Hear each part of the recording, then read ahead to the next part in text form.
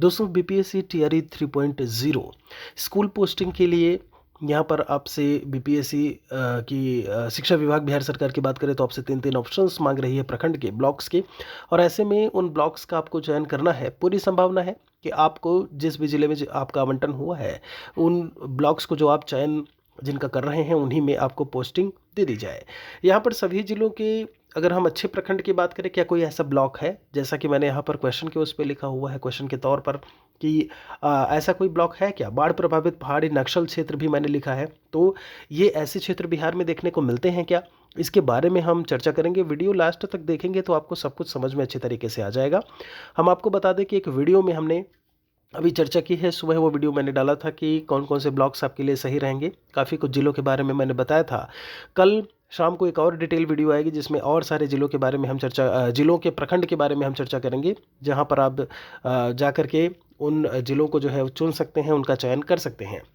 यहाँ पर अगर हम बात करें उस वीडियो को लेकर के तो यहाँ पर आई बटन पर वो वीडियो आपको मिल जाएगा जहाँ से प्रखंड के बारे में मैंने बोला है, या फिर काउंसलिंग बीपीएससी टीआरई 3 काउंसलिंग वाले प्लेलिस्ट में जाकर के भी उसे आप देख सकते हैं।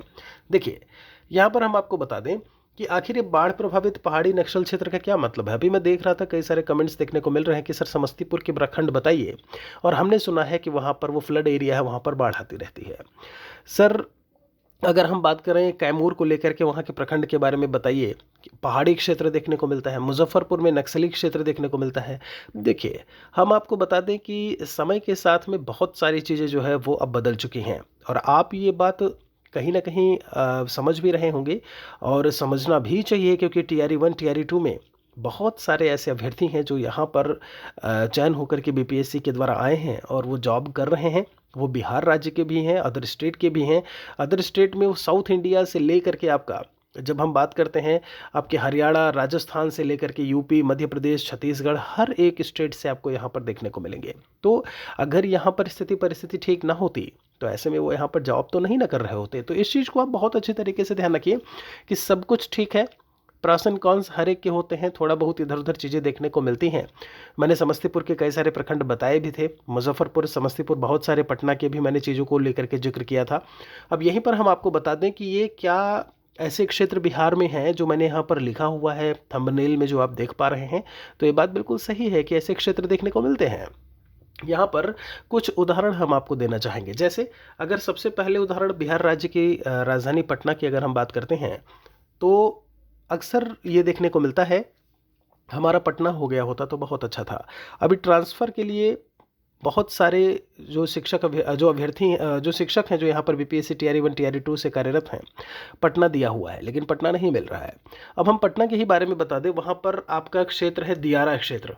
ध्यान दीजिएगा, दियारा प्रखंड ब्लॉक की बात करें, ऐसे में दियारा क्षेत्र जो है वो पूरी तरीके से जब बरसात का मौसम होता है तो पूरा बाढ़ प्रभावित क्षेत्र है। आपने देखा भी होगा कई सारी घटनाएं जो है वहाँ पर देखने को मिली। तो ऐसा नहीं है, अभी पटना है राजधानी है जहाँ पर ऐसे क्षेत्र हैं वो चीज़ें देखने को मिलती हैं। तो ऐसा तो है नहीं कि वहाँ पर जो शिक्षक अभ्यर्थी हैं, जो शिक्षक हैं वो काम नहीं कर रहे हैं। कहीं ना कहीं थोड़ी बहुत चीज़ें देखने को मिलती हैं। इससे आपको कभी किसी भी दशा में परेशान होने की ज़रूरत नहीं है। आपको इस चीज़ का ऐसे में कहीं ना कहीं शुक्रगुजार आपको होना चाहिए बिहार राज्य का, ऐसे में बिहार गवर्नमेंट का, कि आप यहाँ पर मौका मिला आपको नौकरी करने का, आपको नौकरी दी। यहाँ पर दूसरे क्षेत्र को लेकर के बात करें, जैसे पहाड़ी की मैंने बात की, कैमूर रोहतास की बात करें तो आप देखेंगे आधा से ज़्यादा एरिया आप देखेंगे तो पहाड़ियों से ही घिरा हुआ है। पहाड़ी ही क्षेत्र हैं और वो ऐसे क्षेत्र हैं जो कि आपको पता होना चाहिए कि यहाँ पर ऑनलाइन अटेंडेंस लगती है, और वहाँ ऐसे क्षेत्र हैं कि पहाड़ी इलाके में नेटवर्क भी ठीक से नहीं आता है। और ऐसे में नेटवर्क जब सही से नहीं आता है तो वहाँ पर हाजिरी लगाना बहुत ही मुश्किल टास्क है। ऐसे में पहाड़ी पर चढ़ करके फिर हाजिरी लगाते हैं। तो ये भी चीज़ देखने को मिलता है। हम अगर मुजफ्फरपुर को लेकर के बात करें, आप मुजफ्फरपुर से मैं आपको बता दूं केवल और केवल आप 10 से 12 किलोमीटर मेन सिटी से आप दूर जाइए, आपको नेटवर्क की प्रॉब्लम दिखनी शुरू हो जाएगी। वहाँ पर भी हाजिरी लगाने में, जो स्कूल है, हाजिरी लगाने में दिक्कत समस्याओं का सामना करना पड़ता है। पता लगा आप कंपनी को डायल कर रहे हैं, उसके बाद आप इंटरनेट चला रहे हैं, तब जाकर के आपकी हाजिरी लग रही है।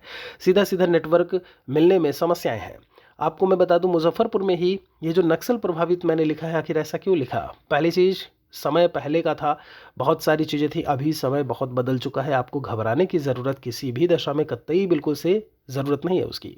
मैं आपको बता दूं ऐसा क्यों लिखा है, फिर भी आप बोलोगे सर फिर भी ऐसा क्यों मेंशन किया। मेंशन इसलिए किया है, आप जब चुनाव की बात करें, लोकसभा चुनाव की बात करें, विधानसभा चुनाव की बात करें, तो आपको कुछ प्रखंड ऐसे मिलेंगे मुजफ्फरपुर में ही, वहाँ पर जो चुनाव का समय होता है, जो टाइमिंग है, हर एक दशा में आप देखेंगे तो हो सकता है 6 बजे तक, 7 बजे तक, 5 बजे तक रहे, लेकिन वहाँ पर 1 डेढ़ घंटा पहले ही जो चुनाव की प्रक्रिया है वो ख़त्म कर दी जाती है।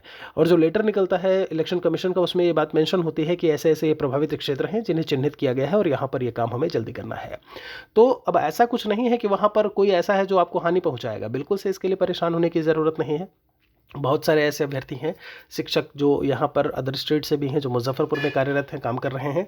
तो कुल मिलाकर के थोड़ी बहुत कमियां आपको सब जगह देखने को मिलेंगी। इन सब को आप किनारे रखिए, और जो हम यहाँ पर आपको प्रखंड बता रहे हैं, पूरी हमारी कोशिश है कि जो शहर से जुड़े हुए हों, शहर में हों, ऐसे में प्रखंड जो ब्लॉक्स हैं उनको हम आपको बताएं, आप उनको अपने विकल्प में डालिए और आगे बढ़िए। ऐसे में आप अपने आप को बहुत ही भाग्यशाली, सौभाग्यशाली समझिए। आप सोचिए कि कितनी ज़्यादा बेरोजगारी की स्थिति है। अगर आप यूपी से हैं तो आप खुद समझ सकते हैं, ये 2018 से भर्ती ही देखने को नहीं मिली। एकदम से निरंकुशता जो है वो व्याप्त है वहाँ पर। अगर उस गवर्नमेंट को लेकर के बात करें तो क्या आप एक शब्द अच्छे उनके लिए लिख सकते हैं कि नौकरी को लेकर के, कि उन्होंने नौकरी दी, जॉब दी? नहीं लिखेंगे ना। लेकिन यहाँ पर आप बिहार राज्य के लिए, बिहार गवर्नमेंट के लिए, शिक्षा विभाग, बिहार सरकार जो भी है उनके लिए आप ज़रूर लिख सकते हो, लिखना भी चाहिए। आप यहाँ पर भी लिख सकते हैं कि आप कितना कुछ जो है ऐसे में आप ऐसे में शुक्रगुजार हैं, आप सौभाग्यशाली हैं जो आप यहाँ पर आपको नौकरी मिली और आप यहाँ पर जॉब करने जा रहे हैं, जॉब की शुरुआत करने जा रहे हैं। कोई और सवाल है तो लिखिएगा ज़रूर। एक और वीडियो आएगा प्रखंड को लेकर के। मिलते हैं एक और वीडियो के साथ में।